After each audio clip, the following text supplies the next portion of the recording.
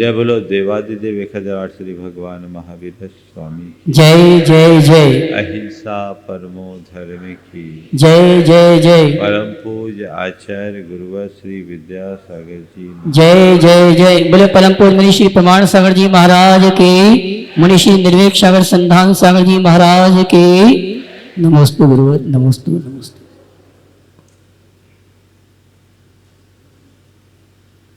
हम जिस संसार में जीते हैं, इस संसार में अनेक प्रकार की स्थितियां होती हैं। प्रायः हमसे ये कहा जाता है कि ये संसार दुखमय है, और जब कभी भी दुखमय संसार के स्वरूप का चित्रण हम सबके समक्ष प्रकट होता है, तो कई बार मन में ऐसा लगता है कि कैसे इस संसार से छुटकारा मिले। कई लोगों के हृदय में संसार से मुक्ति का भाव प्रकट होता है, तो कईयों के हृदय में संसार से बहुत घबराहट भी होने लगती है। संसार के स्वरूप का चिंतन करने से और संसार की स्थितियों को भोगने से दोनों प्रकार की परिणतियां होती हैं, लेकिन इसके बावजूद प्रायः लोग इसी संसार में रमे रहते हैं, उसी में रत रहने की चेष्टा करते हैं। संत कहते हैं, अगर अपने जीवन का वास्तविक उत्थान करना चाहते हो तो संसार को निकटता से देखने की कोशिश करो और अपने हृदय में जागरूकता लाने की कोशिश करो। ये बिल्कुल सत्य है कि ये संसार दुखमय है। संसार दुखमय है और दुख के अतिरिक्त इस संसार में कुछ है भी नहीं। फिर क्या करो? चलो इस संसार से भाग चले। भाग कर कहाँ जाओगे? कहाँ जाओगे? संसार से भाग करके तुम कहाँ जाओगे? कदाचित बाहर के संसार से भाग भी जाओ, भीतर के संसार से थोड़ी भाग पाओगे। वो तो तुम्हारे भीतर का है, और जब तक तुम में संसार है तुम दुखी बने रहोगे। संसार में रहते हुए अगर सुखी बनना चाहते हो तो बस एक बात को आत्मसात कर लो, तुम संसार में रहो, तुम में संसार न रहे। तुम संसार में रहो, तुम में संसार न रहे। संसार में रहना और अपने अंदर संसार को रखना, दोनों में बड़ा अंतर है। आज बात मैं इसी संदर्भ में करना चाह रहा हूँ। 16 कारण भावनाओं में आज 5वीं भावना है अभीक्ष्ण संवेग। कल हमने ज्ञान की चर्चा की, सतत ज्ञान का अभ्यास, पर कोरा ज्ञान काम नहीं करता। ज्ञान के साथ वैराग्य भी होना चाहिए, जिसे संवेग शब्द से यहाँ पर प्रकट किया गया है। संवेग का मतलब क्या? संसारात भीरुता संवेग। संसार से डर का नाम संवेग है, और वो निरंतर अभीक्ष्ण। महाराज, आप तो अक्सर निडर और निर्भीक होकर जीने की बात करते हैं, और अभी आप कह रहे संसार से डरना। तो निर्भीकता, निडरता एक तरफ और ये डर भी एक तरफ। तो मैं आपसे पुनः कह रहा हूं,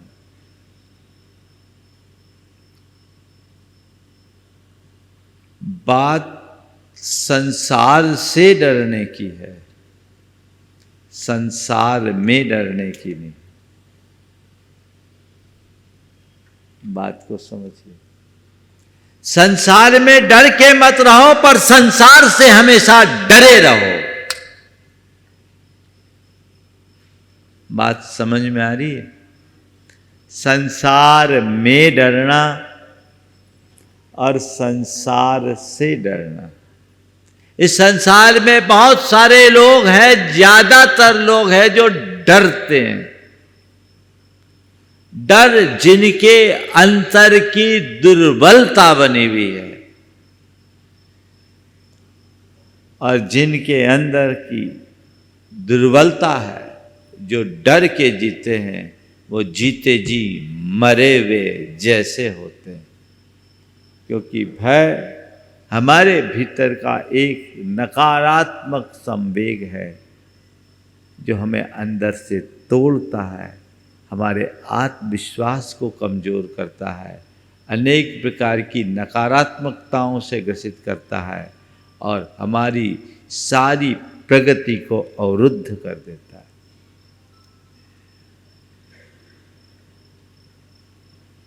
मैं आपसे कह रहा हूं कि संसार में डरने जैसा कुछ नहीं है, लेकिन संसार से डरना बहुत जरूरी है।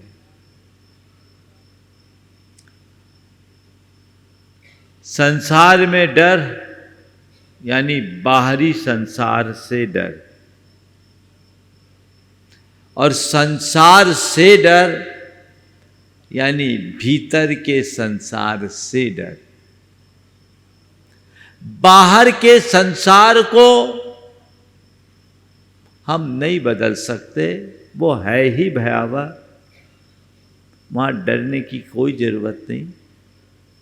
ये प्रकृति की व्यवस्था है, और इस संसार में चाहे कितना भी भूचाल आ जाए, मेरा कुछ भी न बनने वाला है न बिगड़ने वाला है,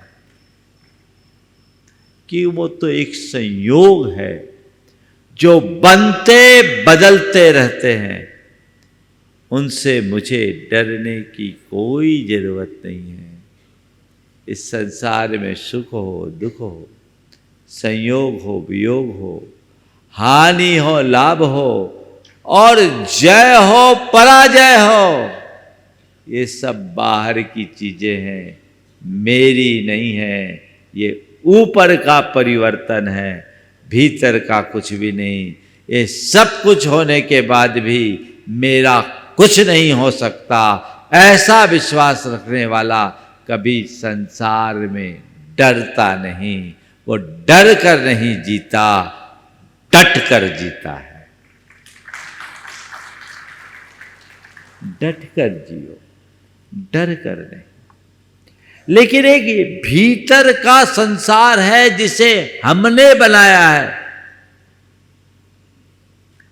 वहां डरने की जरूरत है। वो हमसे निर्मित संसार है जिसे हमने अपने प्रवृत्तियों से बनाया है। वो हमारे पाप का संसार है, उससे बचो। जो हमारी चेतना को मलिन बनाए, जो हमारी आत्मा को पतित करे, जो हमारे आंतरिक व्यक्तित्व को खोखला बना दे, ऐसे पाप, दोष, दुष्प्रवृत्ति और दुर्गुण से बचने का नाम ही संवेग है। भीतर के संसार से बचो, उससे डरो, और उस डर का नाम संवेग है। महाराज हमें तो संसार से बहुत डर लगता है, भाग जाओ। भागने से कुछ नहीं होगा। 4 बातें आज आपसे कहूंगा। भागना, भोगना, जागना, त्यागना। क्या बोला? भागना, भोगना, जागना और त्यागना। भागना बड़ा सरल है। बहुत से लोग भागने के लिए तत्पर रहते हैं, बल्कि ज्यादातर भगोड़े हैं, पलायनवादी। परिस्थितियों से घबराए और भाग गए। भाग के जाओगे कहां? तुम्हारे जीवन में जो भी परिस्थितियां निर्मित हुई है वह तुम्हारे अपने कृत्यों का प्रतिबिंब है। तुम्हारे जीवन में जुड़े हुए शुभाशुभ के निमित्त से उत्पन्न हुए। ये संयोग और इस संयोगों को जन्म देने वाला है कर्म, जो तुम्हारी प्रवृत्तियों का परिणाम है। भागोगे कहां? भागोगे? परिस्थितियों से भागकर कहीं भी चले जाओ, चीजें भले बदल जाएगी, पर कर्म तो तुम्हारा पीछा करेंगे। वे परछाई की तरह तुम्हारे पीछे चलने वाले हैं। भागने से जीवन कभी नहीं बदल सकता। भागने से जीवन कभी नहीं बदल सकता। जीवन में जो भी समस्याएं हैं, जीवन में जो भी कठिनाई हैं, जीवन में जो भी मुश्किलें हैं, जीवन में जो भी दुख है, उसका सामना करोगे तो सुखी रहोगे, और भागोगे तो और गहराएंगे। भागना समाधान नहीं।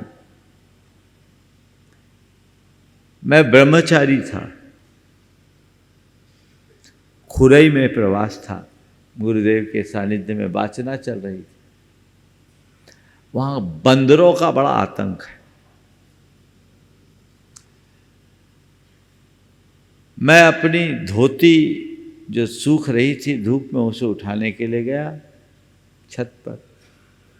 सामने से एक बड़ा कद्दावर बंदर आया, और बंदर आया तो मुझे देखकर भपकी देना शुरू कर दिया। मैं थोड़ा डरा, और जब मैं डरा तो भागने लगा कि बंदर मुझ पर अटैक न कर दे। अभी अटैक करेगा तो अभी कठिनाई होगी। मैं भागने लगा, तभी माली ने मुझे देख लिया, और माली ने दूर से आवाज देते हुए कहा, त्यागी जी भागिए मत। उस समय ब्रह्मचारी लोग त्यागी जी कहलाते थे, अब भैया जी हो गए। उस समय में हम लोगों को सब त्यागी जी बोलते थे। तो कहा, त्यागी जी भागिए मत। उनकी बात सुन करके मैं रुका, और जैसे ही बंदर ने माली को देखा, उसके हाथ में लट्ठ था, बंदर दुम दबा के भागा, क्योंकि माली का रोज का प्रैक्टिस था। जैसे ही माली को देखा, बंदर दुम दबा के भागा, और बाद में माली ने कहा कि त्यागी जी, ये बंदरों से भागोगे तो हमला करेंगे, और सामना करोगे तो भाग जाएंगे। माली ने ये वाक्य कहा और वो बात वहां खत्म हो गई। लेकिन मेरे हृदय में ये बात बहुत गहरे बैठ गई कि परिस्थिति का बंदर जब भी भपकी दे तो भागिए मत, सामना कीजिए। भागिए मत, जागिए, सामना कीजिए। भागोगे परेशान होगे, इसलिए भागना भी नहीं।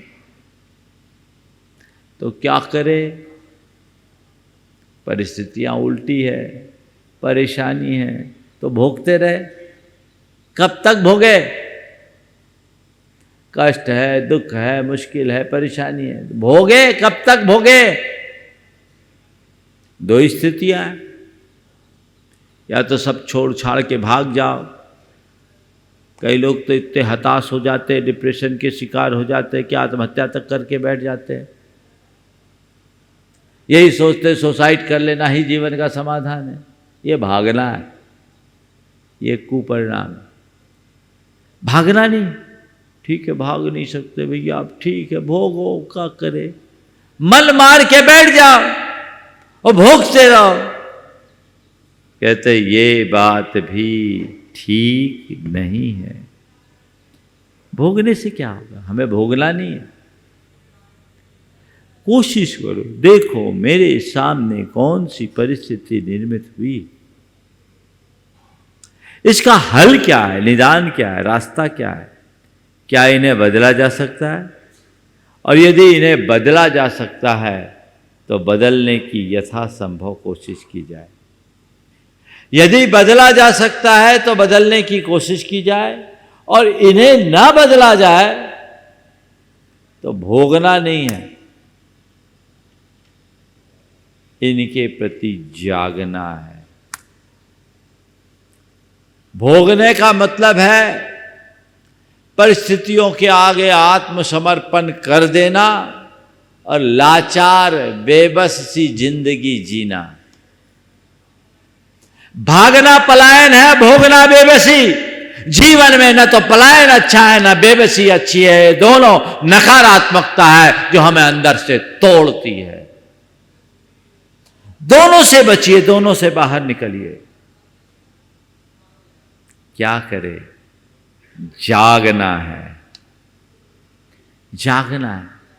जागने का मतलब जो भी सिचुएशंस बनी है, जो भी परिस्थितियां हैं निर्मित हुई है, इससे मेरा कम से कम नुकसान किस में हो, ये दृष्टि विकसित करना, और इस परिस्थिति को कैसे पलटा जाए, ये प्रयास जारी रखना। इसका नाम है जागना। परिस्थिति निर्मित हुई है, कोई ना कोई कारण है, बिना कारण के कार्य नहीं होता। मैं देख रहा हूं, समझ रहा हूं किस वजह से हुई है, ठीक हुई है, उसे पलटने की कोशिश करें। और कदाचित ऐसा नहीं भी है तो मैं ये चीज़ें मेरे लिए कम से कम नुकसान दे। अगर हम देखें तो ये जो भी चीज़ें निर्मित हुई है, ये मेरे कर्मों के कारण हुई है। किसके कारण हुई है? जीवन में जो भी परेशानियां हैं, कष्ट है, दुख है, मुश्किलें हैं, इसका जन्मदाता कौन है? मेरा अशुभ कर्म। कौन है? अशुभ कर्म। बाहर के लिए जिनके लिए मैं उंगली उठाता हूं, वो तो बाहरी निमित्त है, वो बन करके आया है। इसकी जड़ में कौन है? मेरा अपना कर्म।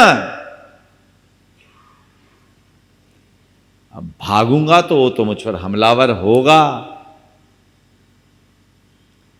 अब भोगूंगा तो वो मुझे पस्त करेगा। तो अब क्या करना है? इस कर्म को भोगना नहीं है, कर्म को काटना है। क्या है? कर्म को काटना है। एक जागृत आत्मा और एक सुप्त आत्मा में इतना ही अंतर है। सुप्त आत्मा कर्म को भोगता है और जागृत आत्मा कर्म को काटता है। कर्म को भोगने में और कर्म को काटने में क्या अंतर है? कर्म के उदय में आकुल व्याकुल होते रहना, आंसू बहाते हुए विपरीत परिस्थितियों को जीना, कर्म को भोगना है। तुम्हारे जीवन में कोई मुश्किल कठिनाई परेशानी आए और रो धो के उन्हें भोगो, तो कर्म को भोगना है। और कर्म को भोगने में कर्म की मार पड़ती है, और कर्म अपनी साम्राज्य को स्थापित करने के लिए नए नए बारिश उत्पन्न करता रहता है, उसकी संतति बनते रहती है। एक कर्म को भोगते हैं, हजार कर्म उसके साथ और बंधते रहते हैं, है ना। आकुलता कर्म को बांधने वाला है। तो रो धो के कर्मोदय को भोगना भोगने जैसा है। कर्म को भोगो मत, कर्म को काटो। काटना क्या है? तो कर्म को काटने का एक अस्त्र है। आजकल फसल खड़ी होती है तो पहले तो हंसिया से काटा जाता था, तो धीरे धीरे कटता था। अब तो बड़े बड़े हार्वेस्टर आ गए, घंटों में एकड़ों की खेती कट के साफ हो जाती होती है ना। तो भैया, कर्मों की हार्वेस्टिंग करना चाहते हो कि नहीं? तो उसका सीधा सा कला, सीधा सा उसकी सीधी सी कला क्या? कर्म को काटने के लिए कुछ मत कीजिए, केवल कर्मोदय में समता रखने की कला सीख लीजिए। कर्म का उदय होगा, आकुलता रखोगे, राग द्वेष करोगे, कर्म की मार पड़ेगी, नए कर्म का बंद होगा, तुम इस संसार में और उलझ जाओगे। और कर्म का कितना भी तीव्रोदय हो, ये मान करके कर्मोदय है, अल्पकालिक प्रहार है, चला जाएगा। जो भी कर्म का खेल है ये बाहर का खेल है, भीतर कुछ बिगड़ने वाला नहीं है। इसलिए मुझे इससे डरना नहीं है, डटकर समता से सामना करना है। ये कला अपने अंदर विकसित कर लो, कर्म की जड़ उखड़ जाएगी। इसको बोलते हैं जागना। क्या? जागना। थोड़ा सा हम पुराणों में जाएं। अंजना के जीवन को लो।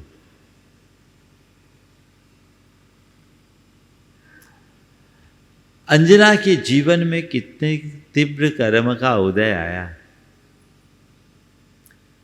विवाह हुआ, खेल कर्म का कैसा है देखो।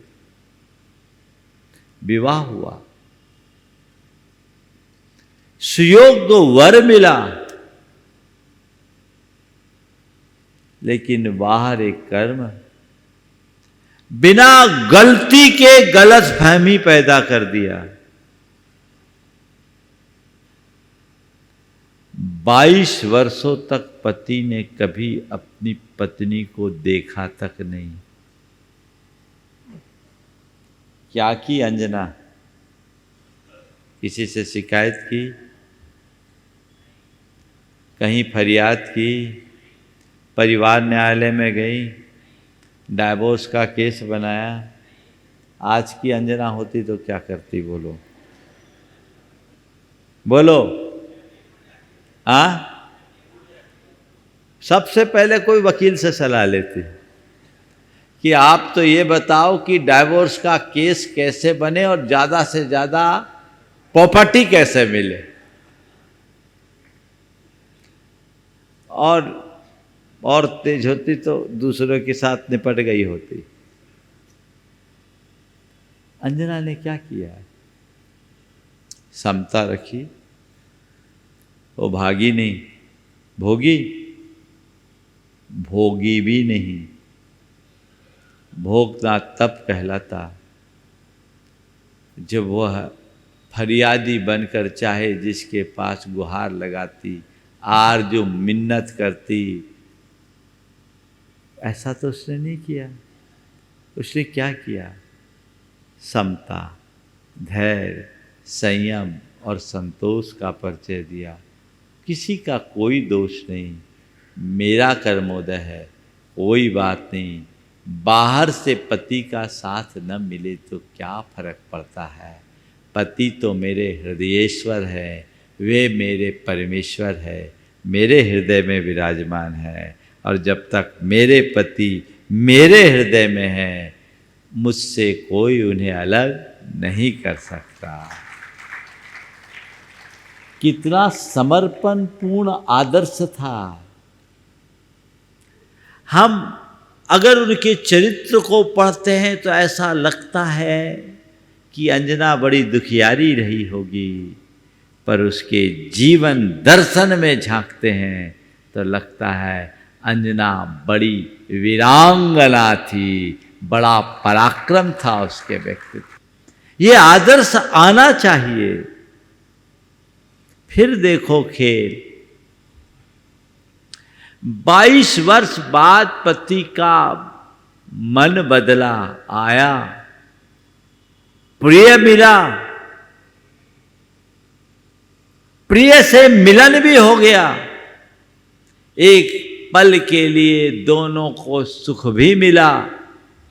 22 वर्षों के बिछोह के बाद जिसे प्रत्यक्ष सानिध्य मिला हो अपने पति का, उसका प्यार मिला हो, उसकी कल्पना नहीं की जा सकती। लेकिन वही विपत्ति का कारण भी बन गया। पुण्य ने मिलाया और पाप ने हिलाया। पुण्य ने मिलाया, पाप ने हिलाया। पुण्य के साथ सीधे पाप आया। पेट में तदभाव मोक्षगामी कामदेव हनुमान है और उसकी मां को लांछित किया जा रहा है। कहानी आप सबको पता है। पवनंजय गुप्त रूप से आए थे, माँ बाप को पता नहीं और कोई ये बात मानने को राजी नहीं कि ये पवनंजय का पुत्र हो सकता है, इसके पेट में पलने वाली संतान पवनंजय की हो सकती है। उसके सतीत्व पर प्रश्न चिन्ह लग गया। 22 वर्षों तक जिसने पवित्रता से अपना जीवन बिताया और जिसकी पवित्रता असंदिग्ध थी, उस पर भी संदेह उत्पन्न करा दिया। किसने? कर्म ने, पाप ने। अपने पति की मुद्रिका अंगूठी दिखा रही है कि यह है इसका प्रमाण, पर उस पर भी किसी को भरोसा नहीं। गांठ में बांध कर रख लेना। जब पाप कर्म का उदय होता है तो मित्र भी अरी बन जाता है, कोई काम नहीं करता। कैसा विचित्र खेल, कैसा विचित्र खेल। मामले की छानबीन करने का भी धैर्य किसी को नहीं रहा। ठीक है, थोड़े दिन में पवनंजय आ जाएंगे, तब तक इसको घर पे ही रखो, गुप्त रूप से रखो। इसके पेट में बच्चा है, जो भी बच्चा है सही है गलत है, हमारी कुल की बधू है, उस बच्चे को तो जन्म लेने का अधिकार दिया जाए। यदि कुछ किया भी है, इसने उल्टापन भी किया, तो दोष इसका होगा, पेट में पलने वाले संतान का तो नहीं। ऐसी सकारात्मक बुद्धि किसी के हृदय में नहीं आई। उसके 22 वर्षों के चरित्र को किसी ने नहीं देखा, क्योंकि जब कर्म विपरीत होता है तो सबकी बुद्धि भी विपरीत हो जाती है। किसी ने नहीं देखा। उसे उल्टा घोषित करके घर से निकाल दिया गया। कल्पना करो क्या हो रहा होगा उस क्षण, कैसा बीत रहा होगा अंजना के लिए। लेकिन अंजना भी धन्य थी। उसने कहा ठीक, मैं गलत नहीं हूँ, मुझे पता है, और कर्म ये खेल खिला रहा है, मुझे स्वीकार है। भाग के जाऊंगी कहाँ? पेट में बच्चा है, बच्चा नहीं मेरे कलेजे का टुकड़ा है। और मेरी पति की निशानी है। इसे जन्म मैं दूंगी, जन्म दूंगी और बड़ी स्थिरता से दूंगी, दृढ़ता से दूंगी। मुझे कुछ नहीं करना। चलो, पति के घर से निकाल दिया गया, पिता के घर चलूं। पिता के द्वार भी बंद हो गए। बाहर एक खेल।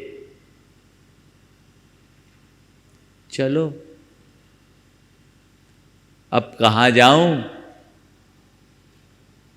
चल कर्म, तू जो खेल खिलाना चाहता है मैं खेलने को तैयार हूं, पर तय है मैं ही जीतूंगी, तू नहीं जीत सकता। मैं जीतूंगी, मुझे जीतना है। ये जज्बात जिसके अंदर होता है वही जागृत कहलाता है और वही कर्म को उखाड़ता है। चले गई निर्जन वन में। पद्म पुराण पढ़िए, वीरेंद्र कुमार की पुस्तक है एक और मुक्ति दूत, भारतीय ज्ञानपीठ से प्रकाशित। आप पढ़िए उसको, बहुत जोरदार उपन्यास। वो जंगल में चले गई, पूरे गर्भकाल तक लगभग 9 मास तक वह जंगल में रही और एक गुफा में उसने प्रसूति दी और तद्भव मोक्षगामी कामदेव हनुमान को उसने जन्म दिया। 9 महीने तक उल्टा और जन्म लेते ही पासा पलट गया। फिर उसको सब संयोग मिल गए। कहानी में मैं आगे नहीं जा रहा हूं क्योंकि मुझे बात पूरी करनी है। ये केवल किस लिए बता रहा हूं? ये जागरूकता का प्रतीक है। मैं आपसे पूछता हूं, अंजना भागी? बोलो, अंजना भोगी? अंजना ने क्या किया? अंजना जागी। भागिए मत, भोगिए मत, जागिए। सूत्र अपने जीवन में आत्मसात कर लीजिए। मुझे भागना नहीं, मुझे भोगना नहीं, मुझे जागना है। और जब तक संसार में जी रहा हूं जागते हुए जी रहा हूं, जागते हुए जीना है। और जब तक सांसारिक दायित्व है जागृति के साथ तुझे निभाना है। और जिस दिन यह दायित्व पूरा हो जाएगा सांसारिकता को त्याग देना है। जब तक गृहस्थी में रहो भागो मत, भोगो मत, जाग कर जियो। त्याग तो तुम्हारा अंत है। जब त्यागना होगा तब त्यागना, लेकिन जब तक त्याग की भूमिका में न पहुंच पाओ तब तक जागने की कला तो विकसित कर लो। और ध्यान रखना, जागने से, जाग कर त्यागना ही सही त्याग होता है। अंदर की जागृति के अभाव में किया गया त्याग केवल ऊपरी त्याग होता है, उसका भीतर से कोई संबंध नहीं होता। और ऐसे लोग त्याग का आनंद भी नहीं ले पाते क्योंकि बाहर से त्याग है, भीतर से राग। जागिए, फिर त्यागिए, जाग कर जिए। इस संसार को एक सपने की तरह देखिए और जाग कर जीना सीखिए। जीवन का यह दृश्य जगत का एक बहुत गहरा सपना है। जब तक नींद भरी आंखों में तब तक दृश्य जगत अपना। जीवन का यह दृश्य जगत का एक बहुत गहरा सपना है। जब तक नींद भरी आंखों में तब तक दृश्य जगत अपना है। उतनी देर जाग कर जी लो जब तक अभी उम्र बाकी है। कोई नहीं किसी का साथी, सारी यात्रा एकाकी है। जागो। भरत चक्रवर्ती के विषय में जब ये कहा गया कि इच्छाई सम्यक दृष्टि है इतना बड़ा चक्रवर्ती, 96,000 रानियां और उसके बाद छाई सम्यक दृष्टि। एक जिज्ञासु के मन में बड़ा कुतूहल जागा कि 96,000 रानियों के बीच ये छाई सम्यक दृष्टि कैसे बना। मैं तो एक को नहीं झेल पा रहा,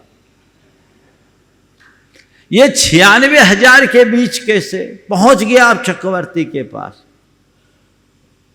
और कहा महाराज मैं रहस्य जानना चाहता हूं, आप छाई सम्यक दृष्टि और इन 96,000 के बीच कैसे। चक्रवर्ती ने कहा तेरे सवाल का जवाब मैं बाद में दूंगा, तो एक काम कर, आज मैं अनुमति देता हूं, मेरे रणवास का एक चक्कर लगा के आ, देख ले कौन कौन सी है, कैसी कैसी है। मन में खुशी हुई कि चक्रवर्ती के रणवास में तो अच्छे अच्छे का प्रवेश नहीं, आज मेरा सौभाग्य है कि रणवास जा रहा हूं। लेकिन जैसे ही आगे बढ़ने को हुआ, चक्रवर्ती ने कड़कते हुए कहा ठहरो। अब तो सांप सा सूंघ गया। अब चक्रवर्ती की आवाज और इतनी कड़क आवाज, हवा तो सबकी खिसकती, किसी के बाबूजी अगर थोड़े जोर से बोल दे तो हवा खिसकती। तो अब क्या है, अब रुक गया बेचारा। चक्रवर्ती ने उसके हाथ में एक दीपक थमवाया, जलता हुआ दीप, और 4 तलवारधारी उसके चारों तरफ खड़े कर दी और कहा जाओ तुम इस दीप के प्रकाश में पूरे रणवास का अवलोकन करके आना, पर एक बात ध्यान रखना, पूरे रास्ते में न तो एक बूंद तेल छलकनी चाहिए, न ही दीप बुझना चाहिए। तेल के छलकते ये तलवारधारी तुम्हारी गर्दन को नीचे ढुलका देंगे, और यदि दीप बुझा तो उसी क्षण तुम्हारा जीवन दीप भी बुझ जाएगा। घबरा उठा, बुरा फंसा, पर अब क्या करे, चक्रवर्ती से पाला पड़ा था, कुछ कह नहीं सकता। घूम के आया, जैसे ही चक्रवर्ती के दरबार में आया, इससे पहले कि वो कुछ कहे, चक्रवर्ती ने पूछा क्या क्या देख कर आए। बोले हुजूर पूरे रास्ते ये दिया और तलवार के अलावा कुछ नहीं दिखा, पूरे रास्ते ये दिया और तलवार के अलावा कुछ नहीं दिखा। तो चक्रवर्ती ने रहस्य का उद्भेदन करते हुए कहा कि भाई यही है मेरे जीवन का रहस्य। तुम्हें दिखता है मेरा चक्रवर्तित्व का ठाट, तुम्हें दिखता है तुम्हें दिखते हैं मेरे रत्न, तुम्हें दिखाई देती है मेरी निधियां, तुम्हारी नजरों में झूलती है 96,000 रानियां, पर मेरी आंखों में हर पल दिखती है मेरी मौत। मेरी आंखों में हर पल दिखती है मौत, क्या पता कब कौन सी सांस मेरे जीवन की आखिरी सांस बन जाए। इसलिए मैं हर पल यही समझता हूँ, ये बाहर के सारे संयोग नश्वर है, क्षणभंगुर है। मेरे भीतर का जो तत्व आत्म तत्व है वही शाश्वत है। इसलिए मुझे अगर रति करनी है तो उस आत्मा से करनी है। मैं आत्मरति की इच्छा करता हूँ, बाकी सबसे विरति रखता हूँ। यही मेरे जीवन की जागरूकता का आधार है। अगर अपने आप को जागृत बनाए रखना चाहते हो तो संसार की नश्वरता और आत्मा की अमरता का हर पल एहसास कीजिए। मन में यह बात बिठा के रखिए कि क्या पता कौन सी सांस आखिरी सांस हो जाए, कोई भरोसा नहीं। पल का ठिकाना है न कल का ठिकाना। आप लोग बोलते हैं ना भैया जी, न कल का भरोसा है न पल का भरोसा। अब आगे मैं नहीं बोलूंगा, लेकिन ये चीजें हकीकत है, इसे स्वीकार करना चाहिए। लेकिन आगाह अपनी मौत से कोई बसर नहीं, सामान 100 बरस का, पल की खबर नहीं। सबकी खबर है पर पल की खबर नहीं।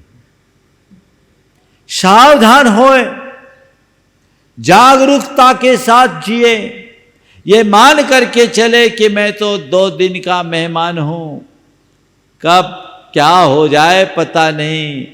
बैठे बैठे आदमी चले जाता है, किसी का भरोसा। अभी मैं बोल रहा हूं, अगला वाक्य मेरे मुख से निकलेगा, इसकी कोई गारंटी नहीं। इसलिए जब तक हूं अच्छे से जीऊं, जागरूकता के साथ जीऊं, शाश्वत को संभाल कर जीऊं और भंगुर से मोह छोड़ कर जीऊं। इसी का नाम है संवेग। संसारात भीरुता संवेग। मुझे भागना भी नहीं है, भोगना भी नहीं है, जागना है। जागिए, जागो, निद्रा त्यागो।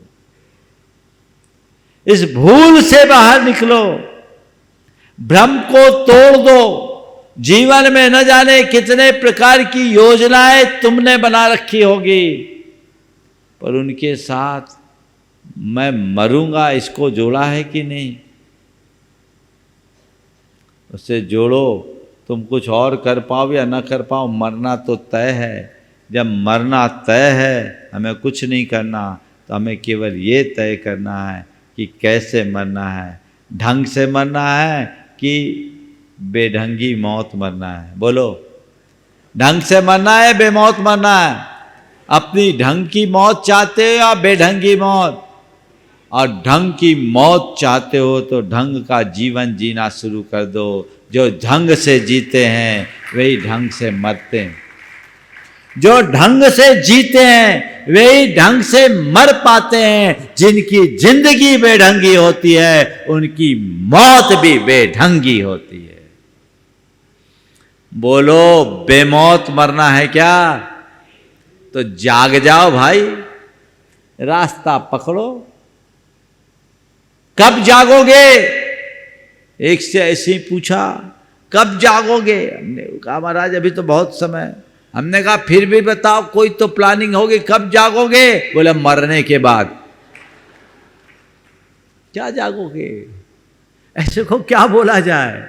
जीवन की कहानी कब खत्म हो जाए कोई भरोसा नहीं। इसलिए ये जागरूकता अपने अंदर होनी चाहिए।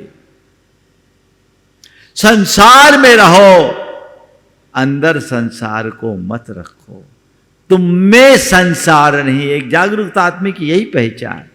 सब कुछ करते हुए भी अकर्ता, ये मान करके ये सब एक संयोग है, निमित्त नैमित्तिक संयोग है। मेरे साथ है, मेरे नहीं है। मेरे पास है, मेरे नहीं है। और आज है, स्थायी नहीं है। मेरा केवल मैं हूं। मेरे पास जो है वह केवल मेरा है और बाकी सब पर है। इस चीज को समझे।